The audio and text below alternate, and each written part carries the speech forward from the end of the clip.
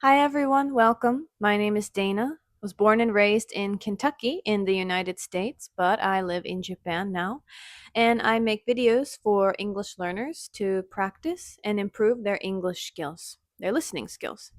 There are English subtitles on this video, so please turn on the subtitles if you'd like to watch, or just relax and listen to this video like a podcast.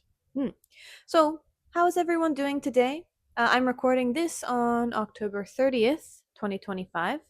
It has gotten a lot colder in Tokyo recently, so it feels more like autumn now. The leaves also might start changing color soon. A lot of people in Japan like to go out to take pictures of the autumn leaves or just look at them. I'm also thinking about going somewhere next month to do that.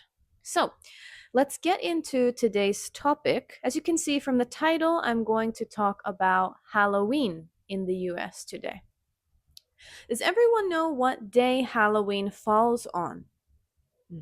Halloween falls on October 31st every year. The history of Halloween runs deep. This tradition actually originated in Ireland, but today I'm just going to talk about how we celebrate this holiday in the US and my personal experiences. So, if you're interested in its history, I recommend doing some research on it. From what I've seen, it looks quite interesting. But yes, today I'm going to talk about how we spend Halloween in the US in two parts: how children spend Halloween and how adults spend Halloween, because they're very different. So, the biggest event for kids on Halloween is trick or treating. Trick or treating. Some of you may have heard this word before, but this activity is where people dress up in their Halloween costumes and go to people's houses to ask for candy.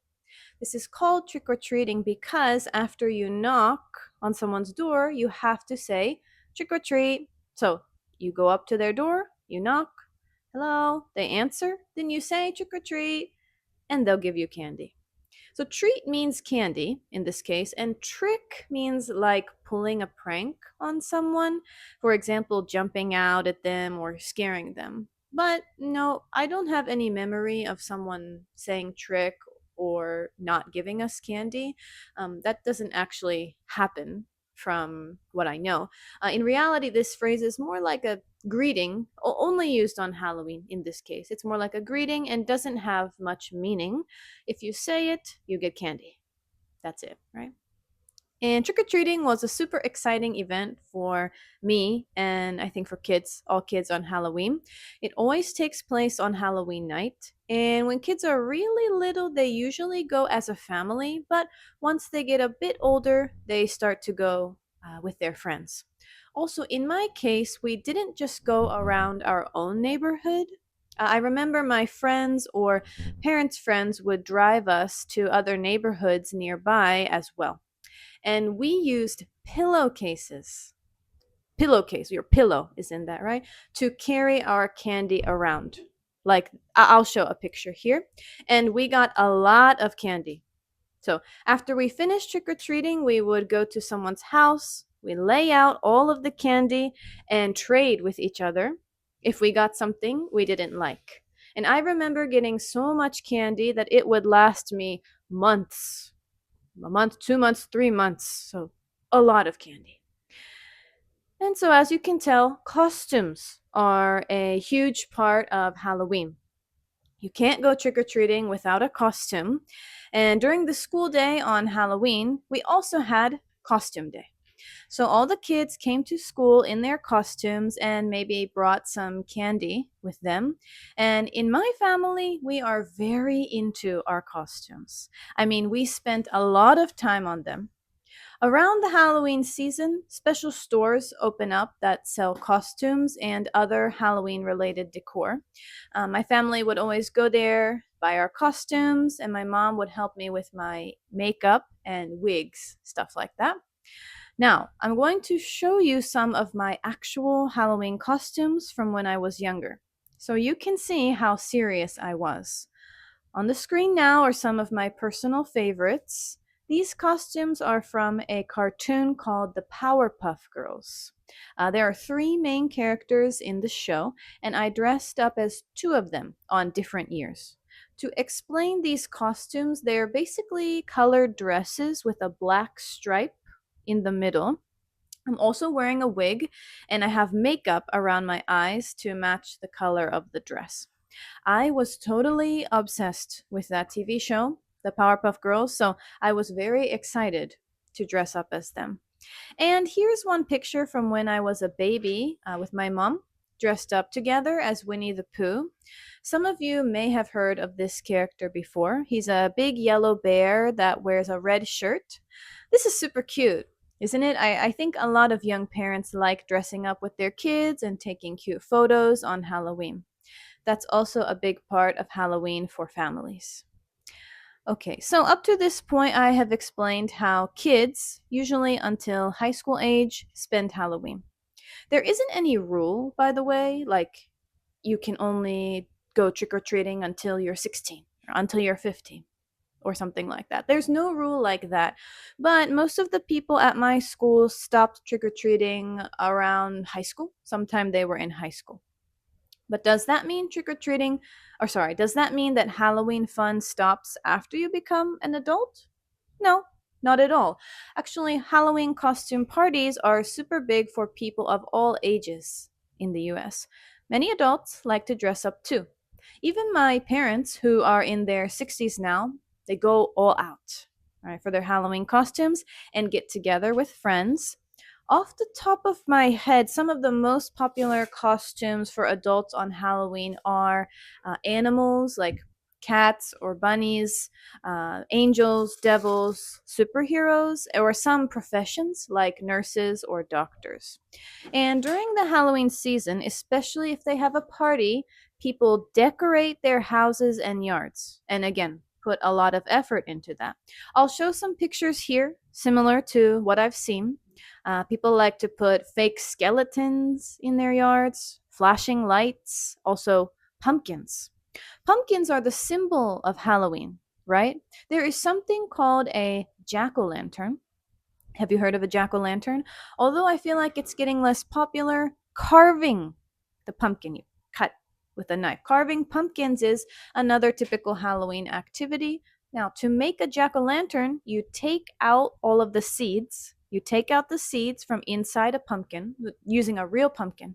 Then you carve a face into it with a knife and put a candle inside so it glows. I did carve several pumpkins when I was younger, and we put them outside my house in the front yard. Nowadays, though, people usually just buy pumpkin decorations.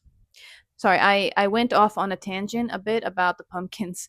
Back to the costume parties. We sometimes play games or have costume competitions. The host of the party usually prepares food too. Since we eat a lot of candy on Halloween when we're kids, we usually eat sweets like cookies and cakes, even when we're adults. Sweets are very popular. There isn't a specific food that is always served on Halloween, but just know that we eat a lot of sweets or finger foods. Finger foods are small foods that are easy to share, like deviled eggs or cheese and crackers. Personally, I love this culture of costume parties, and it's really fun to see what kind of costume ideas everybody comes up with. So, other things adults like to do for Halloween are watch scary movies and go to haunted houses. Haunted houses are the places where actors, people dress up in scary costumes, try to jump out at you and scare you, scream at you, things like that. This makes sense, right? Because you're supposed to do scary stuff on Halloween. As far as scary movies go, sometimes people go to the theater to watch a scary movie or watch them at home maybe while having a party. About haunted houses, we have a lot of high quality haunted houses in the US. We make haunted houses in old hospitals, ships, outside, a bunch of different places. One of the most interesting haunted houses I went to was very interactive. The actors could touch you. Right? They could touch you, which was, of course, very scary. And I remember there was one room in the haunted house where they offered you a drink. They offered me a red drink, and they're screaming at me, drink it, drink it. So, because I'm crazy, I actually drank it, even though I had no idea what was in it. And it tasted terrible. So I spit it out on the floor in the haunted house. And then I ran away, and they started chasing me. So that was fun. Yeah, haunted houses are not just walking down a hallway and looking at scary decorations. It's a very interactive, memorable experience. And I've actually been part of a haunted house before too. I mean, I was an actor. Well, it was called a haunted trail because it was outside. There was a park with a lake, and the trail around the lake was transformed into a haunted house. This was for high school students in my area. We formed groups and each had to make a scary scene. I did my best to look creepy or jump out at people as they were coming by. Yeah, that was fun too, because I did it with my friends and we could practice our acting skills.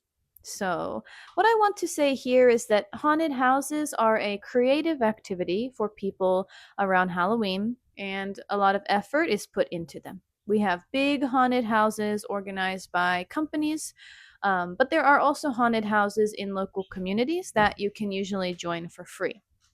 So, to sum up how we celebrate Halloween in the US, trick or treating is mostly for kids. Once you hit about 14 or 15 years old, you shift to haunted houses and costume parties. But there's something to do on Halloween for every age group, and this is a holiday celebrated by most people. So, if you celebrate Halloween in your country, are there any similarities with the US that I mentioned? Let me know in the comments. And also, if there's something I didn't cover about Halloween that you're curious about, please leave those comments below. So, see everyone next time and happy Halloween. Bye.